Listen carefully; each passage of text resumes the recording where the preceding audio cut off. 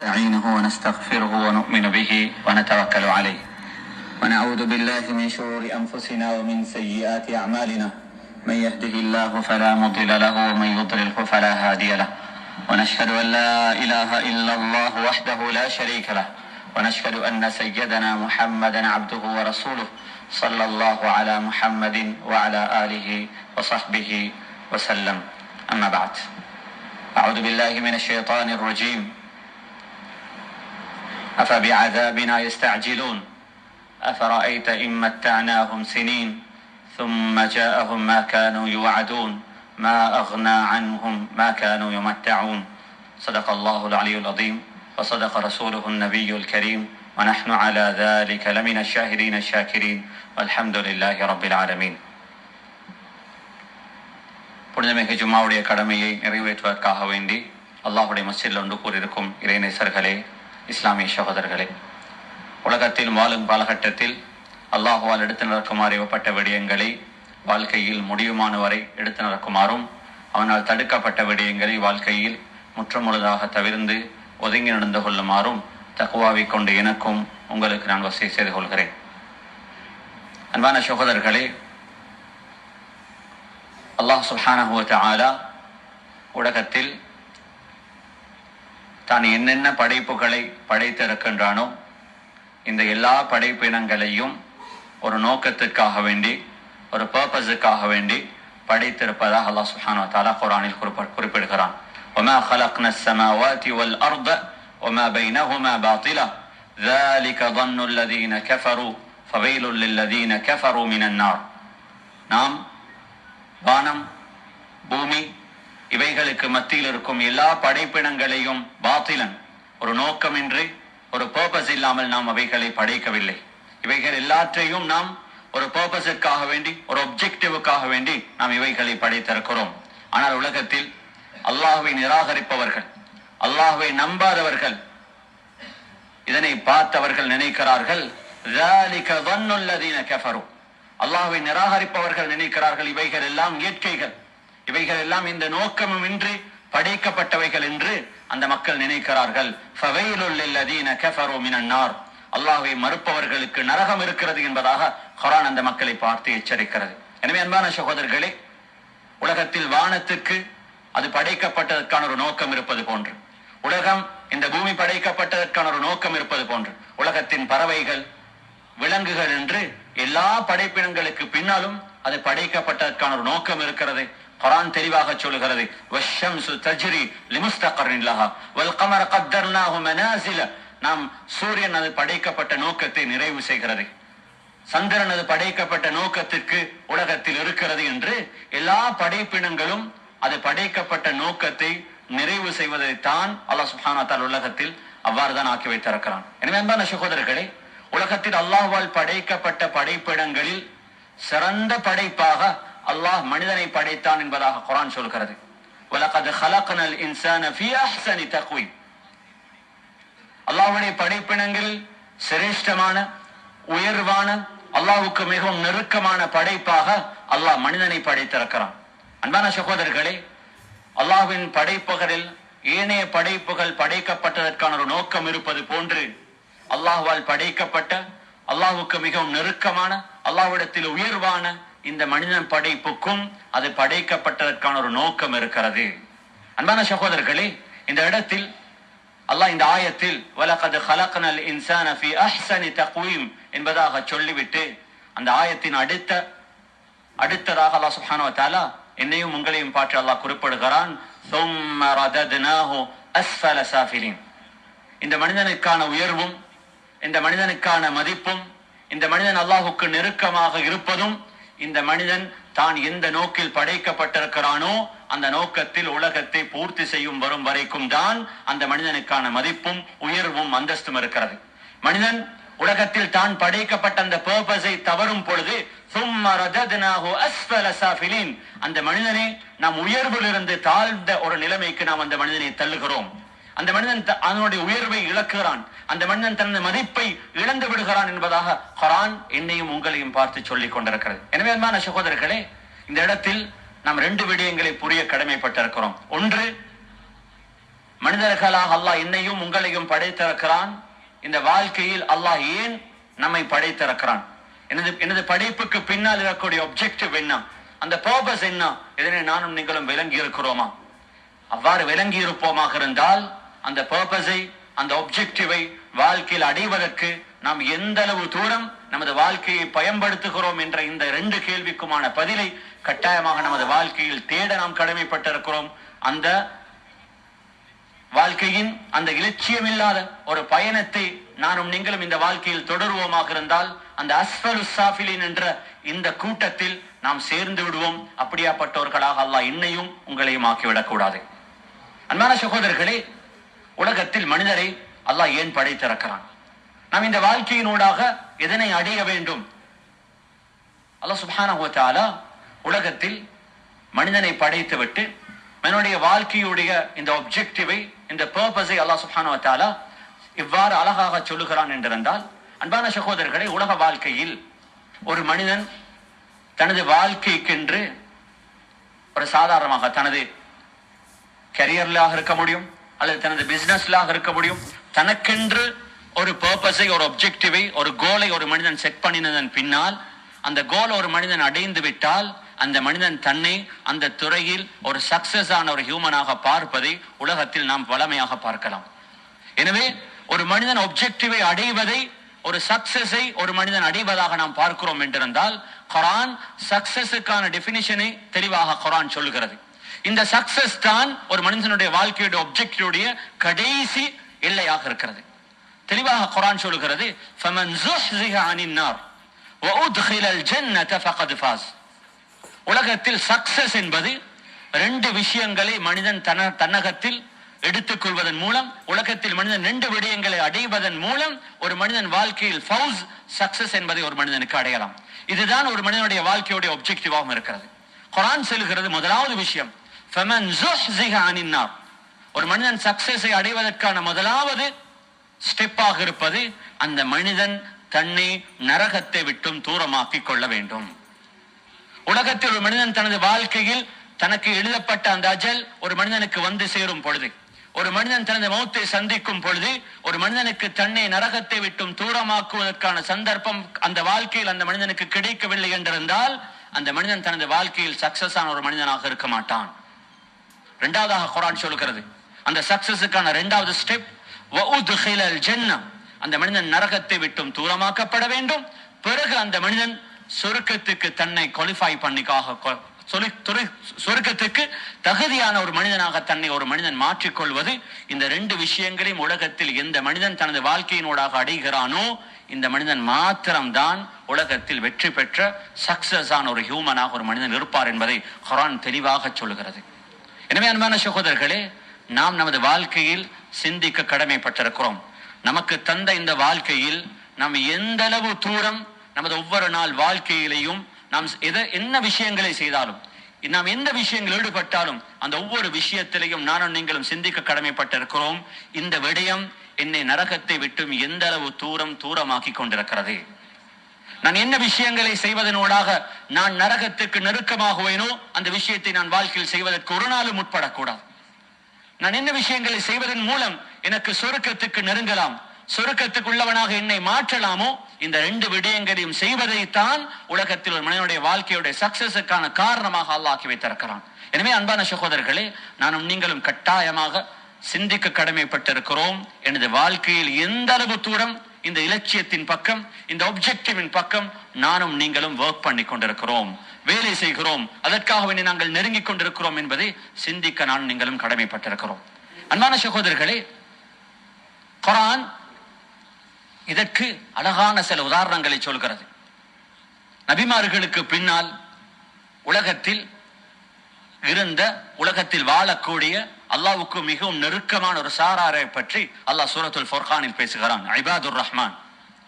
இந்த இபாதுர் ரஹ்மானுடைய பண்புகளை பற்றி, பண்பாடுகளை பற்றி அல்லாஹ் சுப்ஹானஹு வ தஆலா சொல்லிவிட்டு, இந்த இபாதுர் ரஹ்மான் உலகத்தில் எதனை விட்டும் அவர்கள் அல்லாஹ்விடத்தில் பாதுகாப்பு தேடுகிறார்கள், அவர்கள் எதனை பயப்படுகிறார்கள் என்பதை குர்ஆன் எனக்கும் உங்களுக்கும் உதாரணமாக சொல்கிறது. அந்த மக்கள் தனது வாழ்க்கையின் அன்றாட வாழ்க்கையில் எல்லா கட்டங்களிலேயும் 2 துஆக்களை கேட்க அவர்கள் தவற மாட்டார்கள். அதில் ஒரு மிக முக்கியமான துஆ, ரப்பனா ஸ்ரிஃப் அன்னா அஸாப ஜஹன்னம் இன்ன அஸாபஹா கான கராமா இன்னஹா சாஅத் முஸ்தகர்ரன் வ முகாமா.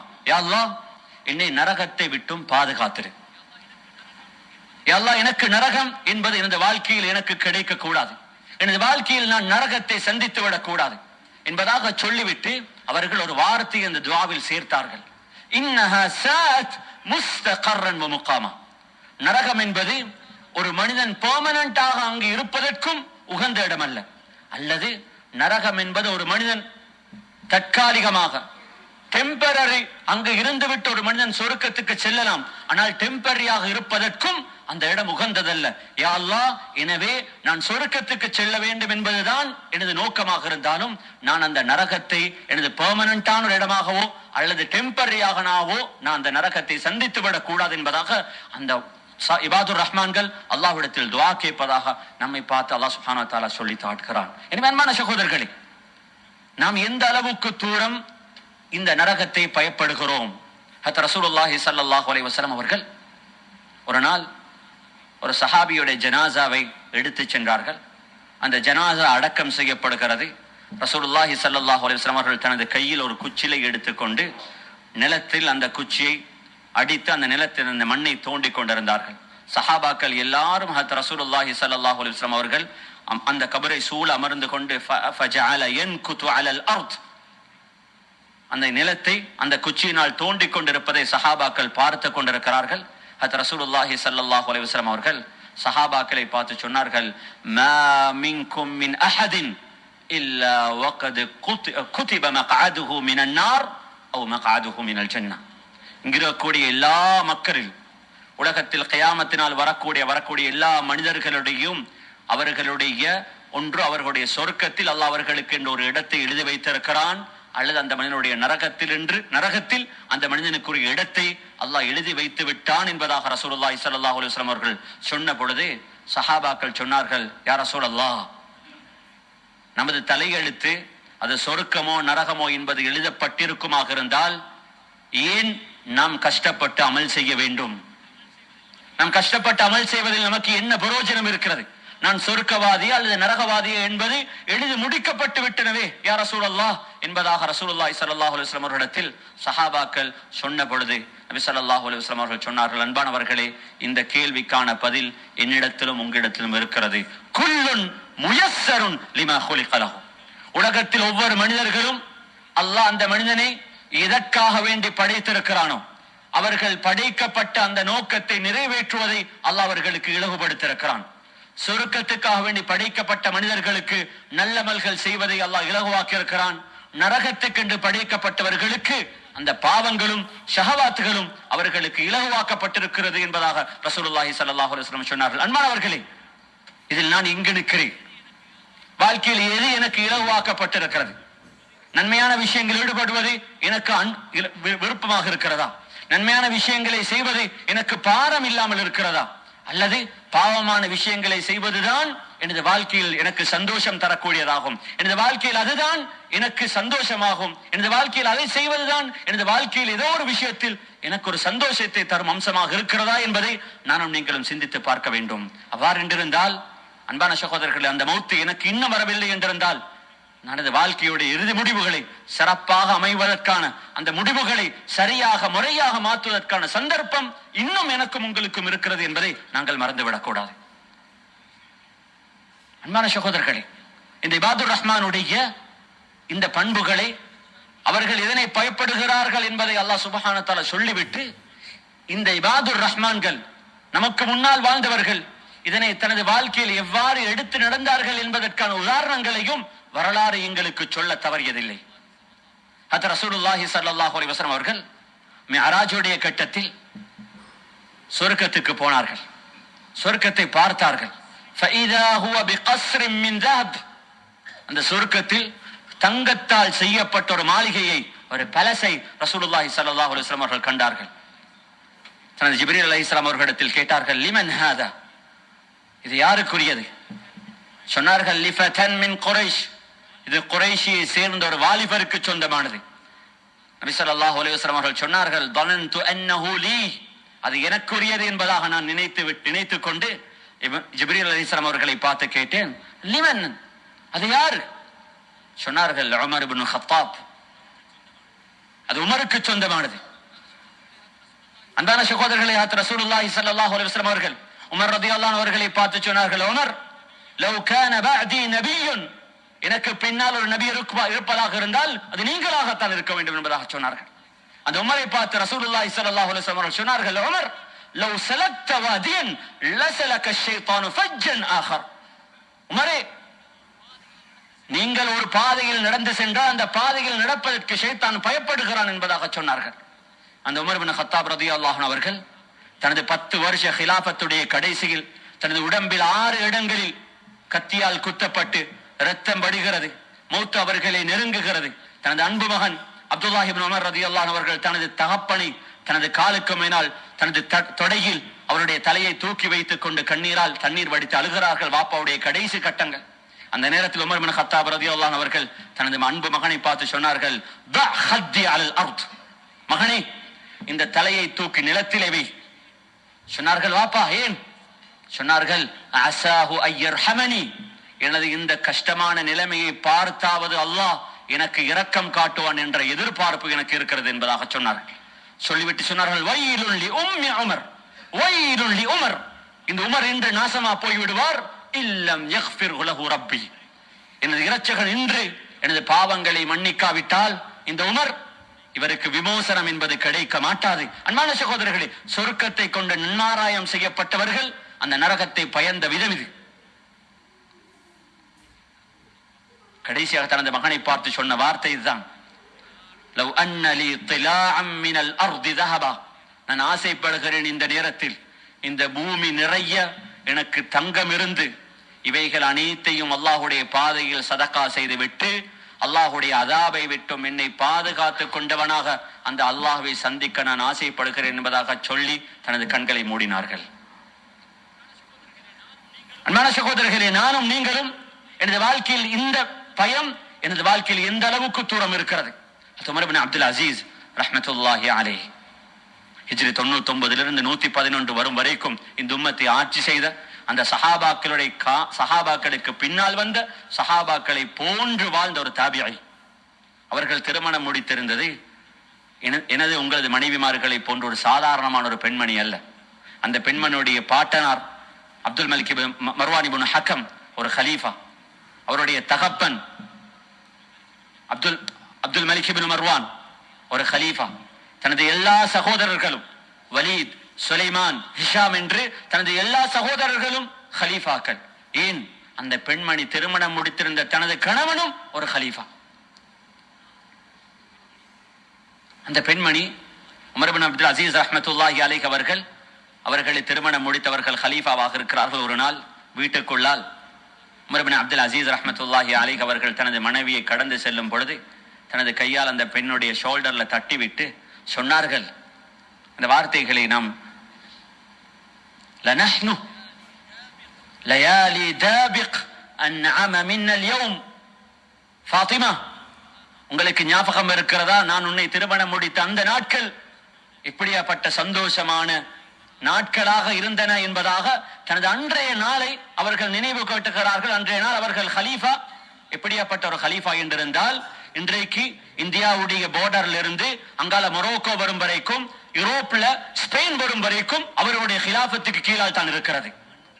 உலகுக்கு அன்று உலகத்தில் அவர்கள் ஆட்சி செய்த அந்த ஹிலாஃபத்துடைய பூமியை விட பெரிய பூமியை யாரும் ஆட்சி செய்யாத அளவுக்கு உலகத்தில் மிக பெரும் ஒரு நீண்ட பரப்பளவு கொண்ட ஒரு பூமிக்கு ஹலீஃபாவாக இருக்கிறார் அந்த நேரத்தில் உமர் இப்னு அப்துல் அசீஸ் ரஹ்மத்துல்லாஹி அலைஹி. ஆனால் அந்த பெண்ணுக்கு தான் திருமணம் முடித்த அந்த ஆரம்ப நாட்களை சொல்லி காட்டிய பொழுது அந்த பெண்மணி உமர் இப்னு அப்துல் அசீஸ் ரஹ்மத்துல்லாஹி அவர்களை பார்த்து சொன்னார்கள், மா குன்த அக்தர அலா ذلك மின்க அல்யௌம். உமர், எனது கணவனே, அன்று நீங்கள் என்னை திருமணம் முடிக்கும் பொழுது நீங்கள் சாதாரணமான கவர்னர், ஆனால் இன்றோ நீங்கள் ஒரு ஹலீஃபா, இந்த மிக பெரும் நீண்ட பூமிக்கான கிங், நான் இந்த பூமியுடைய குயின், நீங்கள் நினைத்திருந்தால் இதனை விட சிறந்த ஒரு வாழ்க்கையை எனக்கு கொடுத்திருக்க முடியும் என்பதாக அந்த பெண்மணி உமர் இப்னு அப்துல் அசீஸ் ரஹ்மத்துல்லாஹி அவர்களை பார்த்து சொன்ன பொழுது தனது கண்களால் கண்ணீர் வடித்துக் கொண்டு ஃபாத்திமாவை பார்த்து சொன்னார்கள். இப்படியாப்பட்ட ஒரு குடும்ப பின்னணியை கொண்ட அந்த பெண்மணியை பார்த்து சொன்ன ஒரே ஒரு வார்த்தை தான், யா ஃபாத்திமா இன்னி அகாஃபுன் நார். ஃபாத்திமா, நான் நரகத்தை பயப்படுகிறேன்.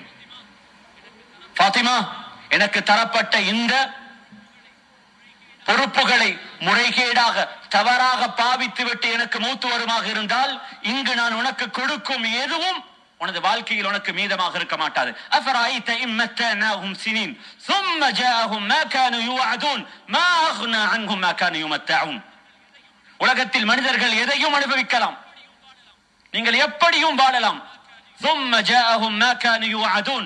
பிறகு அவர்கள் நரகத்துடைய அந்த நெருப்பை, அந்த அதாபை அவர்கள் காணுவாராக இருந்தால் மா அக்னா அன்ஹும் மா கானு யுமத்தஊன். அவர்கள் உலகத்தில் சந்தித்த எந்த விதமான என்டர்டைன்மெண்ட்டும், அவர்கள் உலகத்தில் அனுபவித்த எந்த விதமான சந்தோஷங்களும் அவர்களுக்கு வாழ்க்கையில் பிரயோஜனம் கொடுக்க மாட்டாது என்பதாக குர்ஆன் என்னையும் உங்களையும் பார்த்து எச்சரிக்கிறது. எனவே அன்பான சகோதரர்களே, வாழ்க்கையுடைய ஆப்ஜெக்டிவ் இங்குதான் இருக்கிறது.